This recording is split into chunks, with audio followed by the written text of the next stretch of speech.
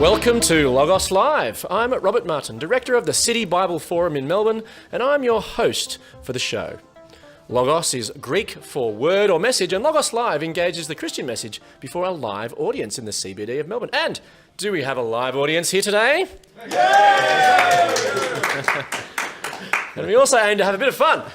Who said exploring the big questions of life shouldn't be enjoyable? How do you live well today? In this series of Logos Live Words to Live By, we offer practical and helpful advice to help us live and thrive in the modern world. And today we're thinking about sleep.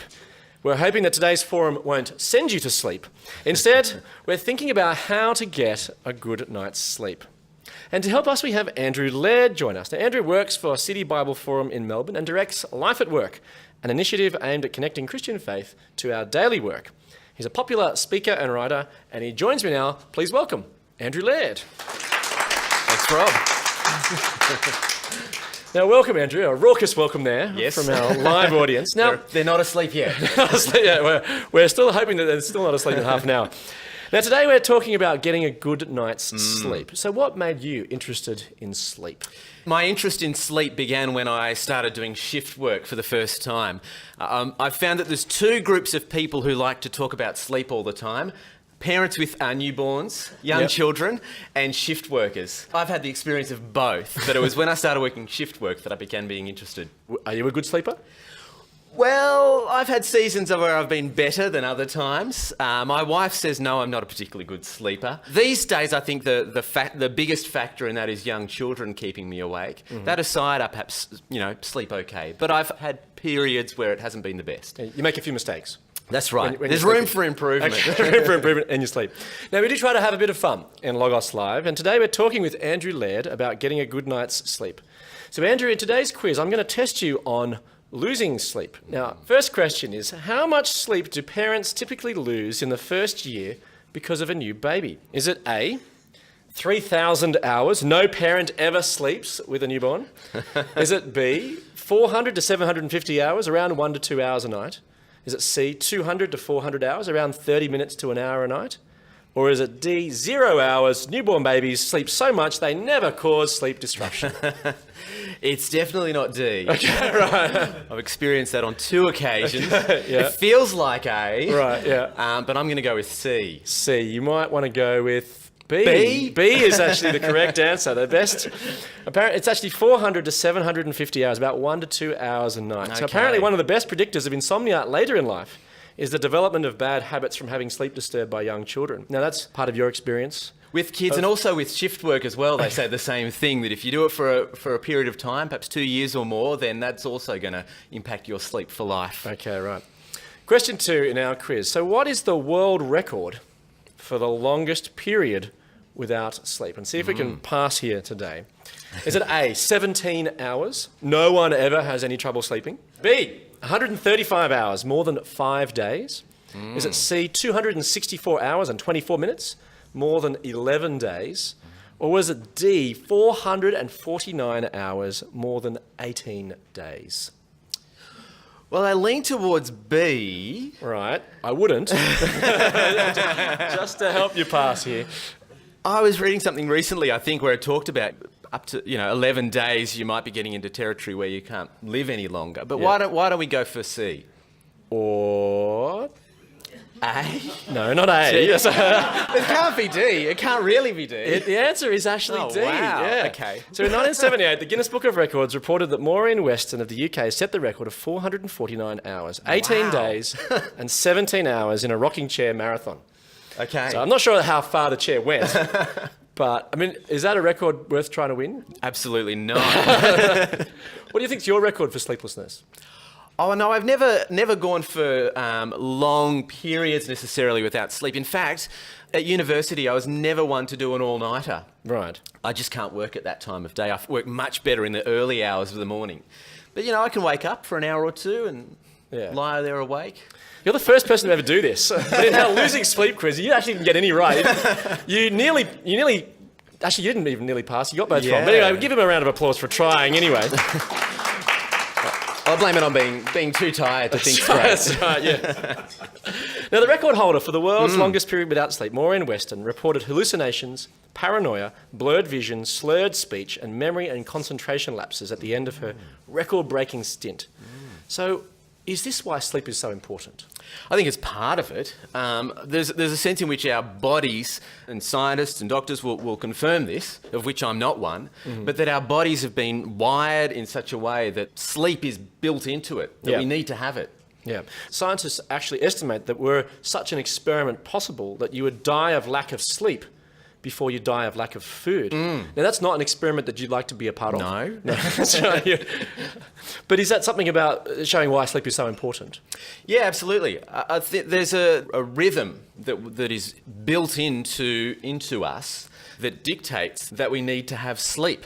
Just to qualify, I'm a bit of a hack when it comes to this. I'm interested in it because of the reasons I mentioned earlier, but I'm not a scientist or a sleep specialist. But my reading that I've done is that the body has what's known as circadian rhythms, perhaps familiar with them. And they're rhythms that are sort of built into who we are and how we operate that necessitate that we sleep at certain points in time. And related to that is that these rhythms trigger a particular hormone, a hormone called melatonin. And it's triggered usually late evening, early evening, that sort of time of day. And what that hormone does is it tells our body it's time to sort of wind down and begin to get to sleep.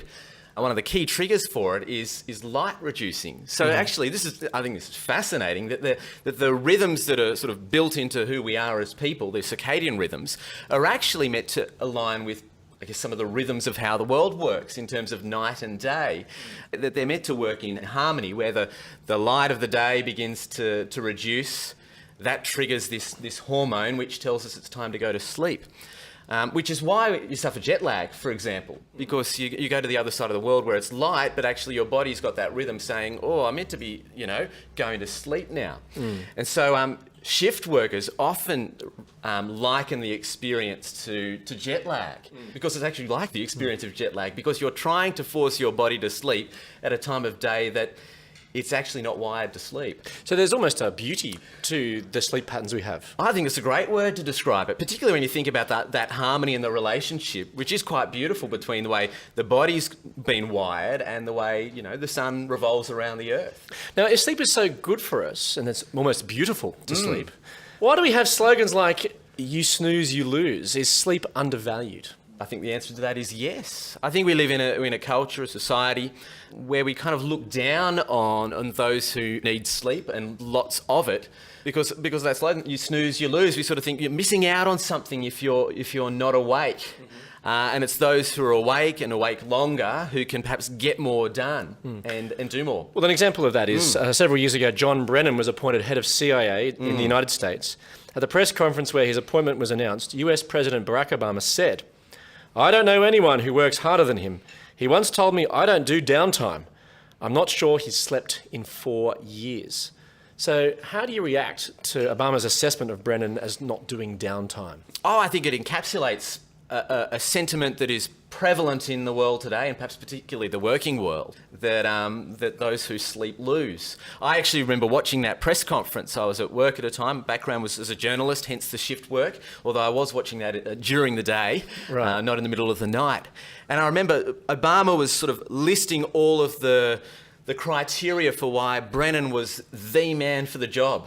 And kind of making the case to the American public that this is the man we need. And it just really struck me that one of the reasons that Obama said this is the man we need is because he doesn't need to sleep. So obviously he thought that's going to resonate with the public in terms of qualifying this person to be a good person to have in the job. But isn't there a sense that sleep is inefficient? Oh, I mean, 8 hours just doing nothing. You're just sleeping. Yeah, Sleep.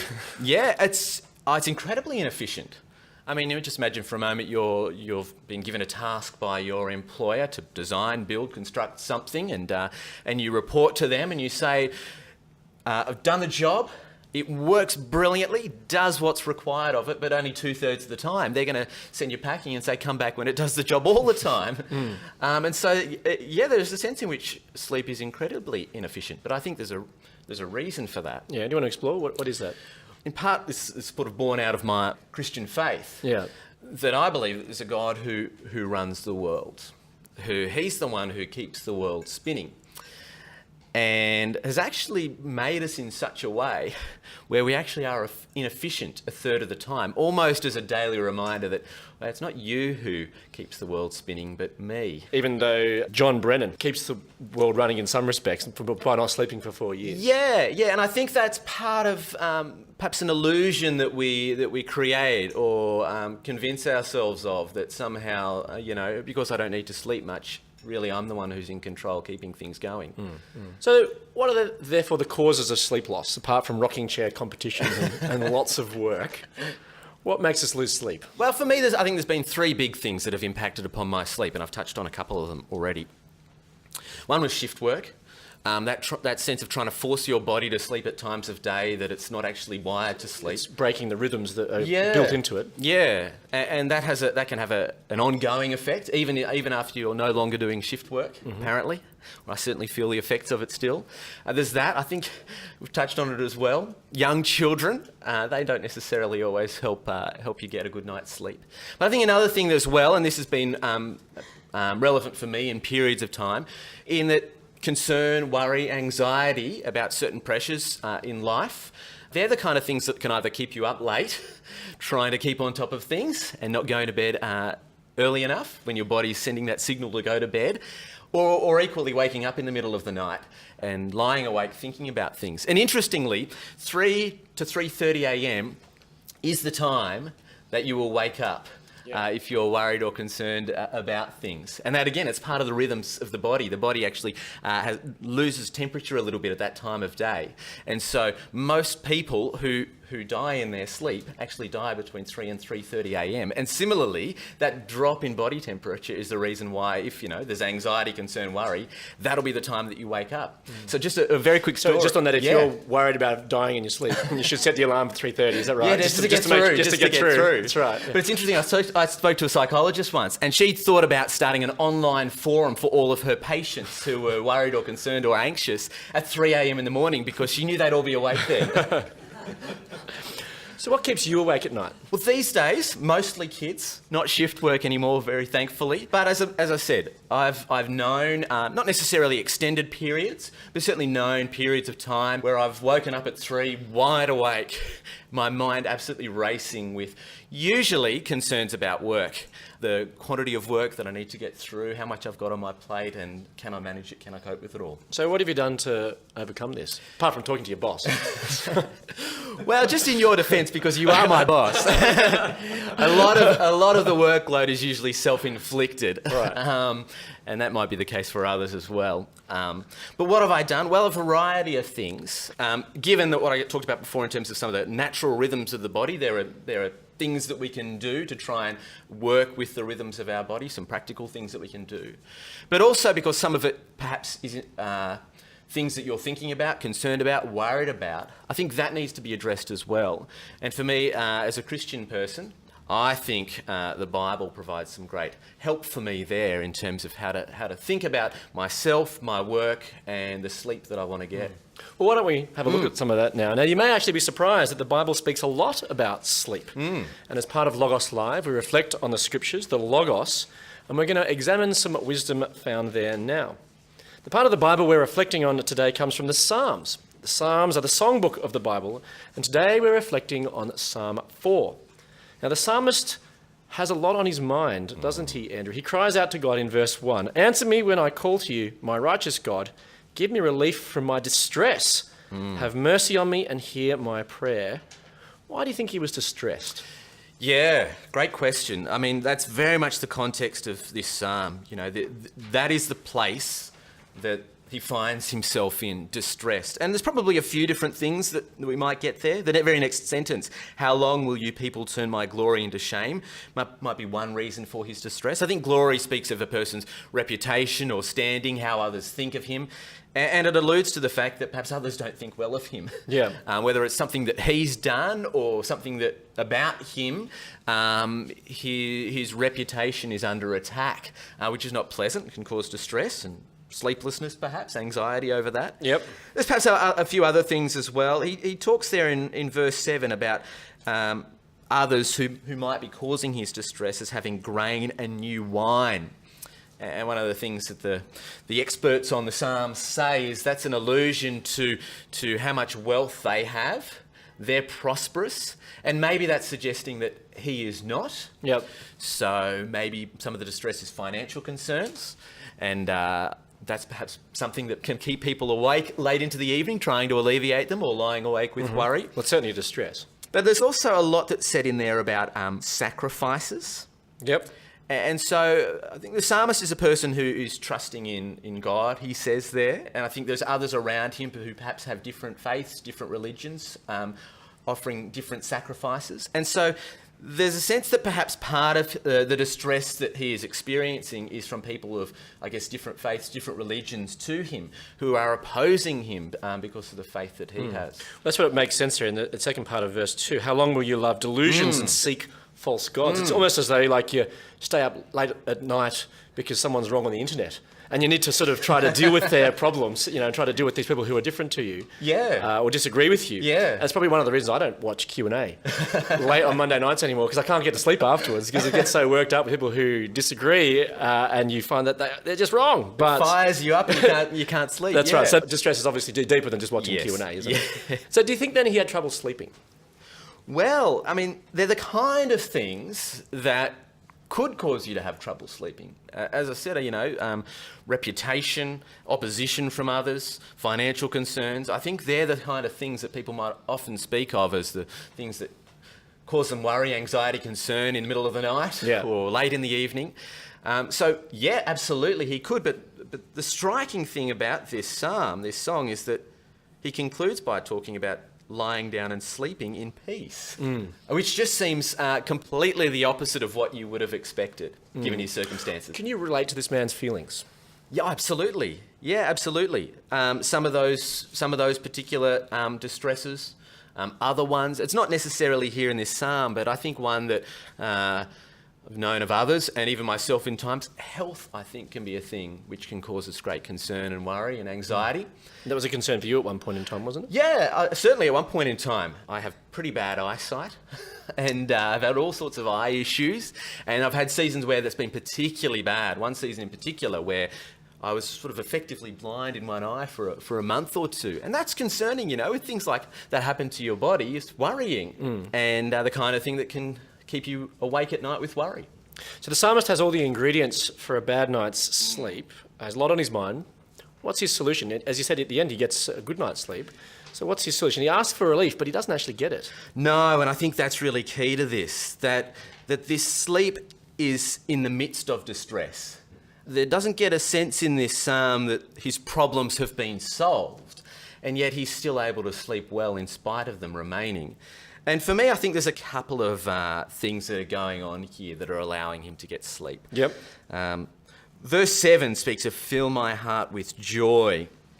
I think what he's talking about there is that his joy, his happiness, his satisfaction ultimately comes not from his reputation or standing that he might get through his work or whatever else it might be. His joy, his happiness, his peace in life doesn't come from his wealth portfolio. It comes from something else.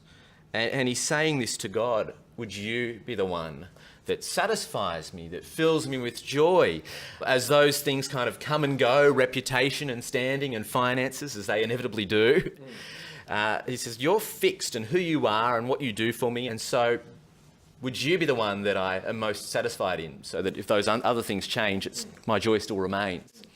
And well, the psalmist himself recognises this and trusts in him. It says there in verse 3, know that the Lord has set apart his faithful servant for himself. So he actually has this sort of sustained trust in him. And similarly, in verse 5, offer the sacrifices of the righteous and trust in the Lord. And so he sees this.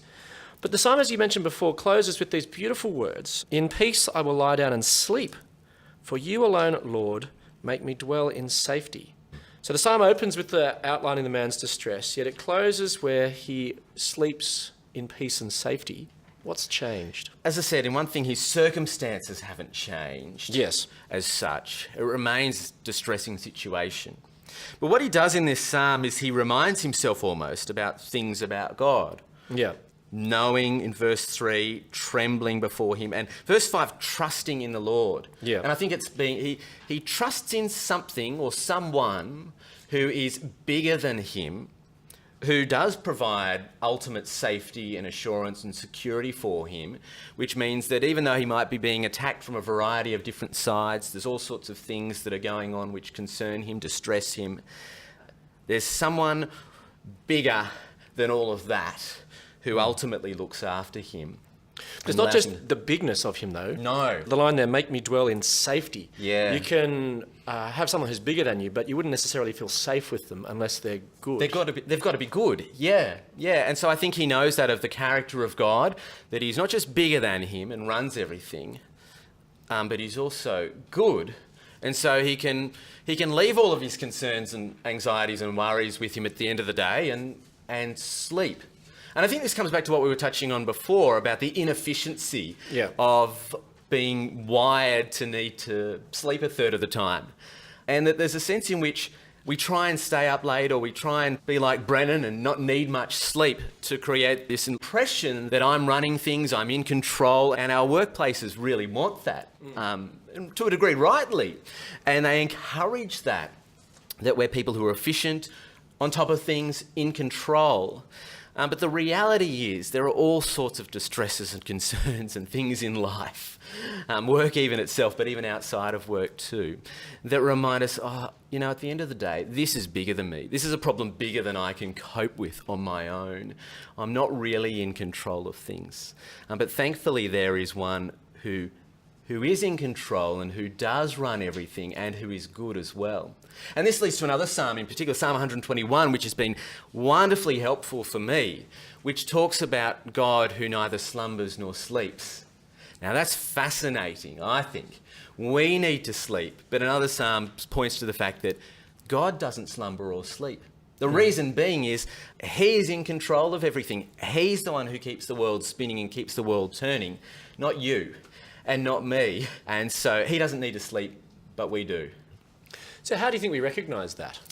I think we recognise it by honouring those rhythms that are built into us. By actually getting some sleep. By actually doing things to make sure that we get sleep. This is not to suggest that we don't work hard during the day, because the Bible has an enormous amount to say, not just about sleep, but about work as well. The idea, the balance is that these rhythms is that we're meant to work and work well and work hard and do our job effectively and efficiently in those hours that we're awake, but not to the degree to which we say that if I stop, the world will stop turning. If I walk away from my work to get a good night's sleep, everything will fall apart because everything depends on me. No, we're to do our work well when we're awake, but we're also meant to step back away from it and make sure we sleep well too. Well, the premise of a good night's sleep then seems to be trusting in God who satisfies and is powerful and good. So Andrew, if we're feeling tired, how can we get a good night's sleep? There's two things there, and I touched on it earlier. I think there are practical things we can do, recognising the rhythms of our body, rhythms which I would say God has built into us. So there are practical things to do. And there's a number of things that I've done there. I mentioned at the beginning melatonin, that hormone that is triggered by light being reduced and triggered and telling us it's time to go to sleep. One of the ways we can suppress that hormone is by not being in a dark room, not having dark lights, not turning down the light as the day goes out, which bright lights and electricity don't aid us in. But actually there's a particular type of light, blue light, which is especially bad for stunting that hormone being released. And the bad news is that blue light is most emitted by your phones and your iPads and your other devices. And so that is why they say they're not good to use just before you go to bed, because the light from it is actually telling your body, oh, don't release that hormone, which is telling you it's time to sleep, because it's not. all sorts of things are being done to solve that problem, because we're not suggesting that, oh, well, don't ever watch your iPad before you go to bed or that sort of thing. If you can avoid it, then that's good. But you can get all sorts of screens now and glasses as well that you can wear in bed, which reduce that light, because Protective goggles to read. protective goggles to read on your iPad. But that is why, if you're lying in bed just before you're about to turn off the light on your phone, it's not going to help you. So there's the things you can do around that. Exercise is great for getting good sleep, but not just before you're wanting to sleep. Caffeine and alcohol as well have big impacts on sleep. There's details about the longevity of caffeine in your body which are kind of alarming, such that I try and have a cut-off point at around midday, 2 o'clock at the absolute latest, where I don't drink any coffee after that. And similarly with alcohol, it's great at putting you to sleep, but not at keeping you asleep. So I think moderating and being careful with those things as well. But You mentioned one more thing. one more quick thing, and that is, if you've got children, you know that how helpful a bedtime routine is for them in getting to sleep. Turning the lights down a bit, bath time, books, songs, whatever it is, and how that really helps them wind down to sleep. You know what? We're not actually any different as adults. That a bedtime routine... You need someone to tuck you in. if need be, some sort of routine, and actually having a similar bedtime every night, just as you try and do with your kids, is actually really helpful for us as adults too. Because that's, again, respecting those rhythms of the body. So there are some practical things. So you reflected on the Psalms, the Bible. You see that God's in control. He's good.